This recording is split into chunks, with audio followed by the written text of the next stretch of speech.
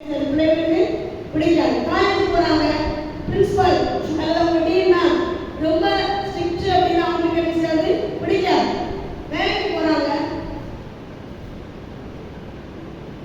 ஒழுக்கத்துல ரொம்ப ஸ்ட்ரிக்டானவங்க, ரொம்ப கரெக்டானவங்க அப்படின்னு நினைச்சாது இன்னைக்கு உலகத்துல பிடிக்காது.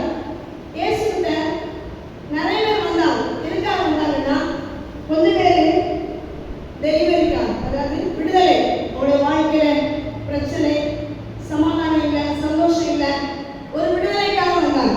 இன்னொரு கூட்டம் சிக்னஸ், அவங்க வியாதியோட வந்தாங்க.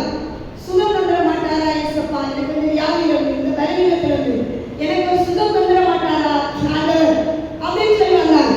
மூணாவது ஒரு கூட்டம் வந்துச்சு, ஆசீர்வாதத்துக்காக வந்தாங்க. குறைகள் நிறைவாகும்படியா, வறுமை மாறும்படியா, தரித்திரம் மாறும்படியா வந்தாங்க. இந்த மூணு கூட்டமுமே அது தப்பான எண்ணம் அல்ல, அவருடைய நோக்கம் தவறானதல்ல. இப்ப வியாதியோடு இருக்கவங்களுக்கு என்னைக்குமே வியாதியோடு இருக்க விருப்பமா இல்லை இல்லையா? நமக்கு ஒரு தலைவலி காய்ச்சல்னா கூட எப்படா அது தீரும் அப்படின்னு தான் நமக்கு இருக்கும். ஸோ அதனால வியாதியோடு இருக்கவங்க வியாதி மாறணும்னு நினைக்கிறது தப்பு இல்லை. அதனால ஏசப்பாட வந்தாங்க. ஆசீர்வாதம் குறைவா இருக்கவங்க எனக்கு ஆசீர்வாதம் வேணும்னு நினைக்கிறது தப்பு இல்லை. அதனால வந்தாங்க. இது மற்ற எல்லா காரியங்களிலும் விடுதலை இல்லாமல் இருக்கிறோமே, இயேசுட்ட போன விடுதலை கிடைக்குமே வந்தாங்க, அதுவும் தவறல்ல.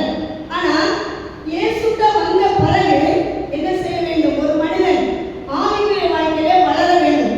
நம்ம குழந்தை பிறகுது, என்னைக்குமே அந்த குழந்தை அப்படியே இருக்கணும்னு நினைக்குமா? இல்லை. அது பிறந்த உடனே என்ன செய்யணும்? கம்பரணும், ஆசைப்படுவோம். அதுக்கு ஒரு பீரியட் இருக்கு. அதுக்கப்புறம் அது எழுந்து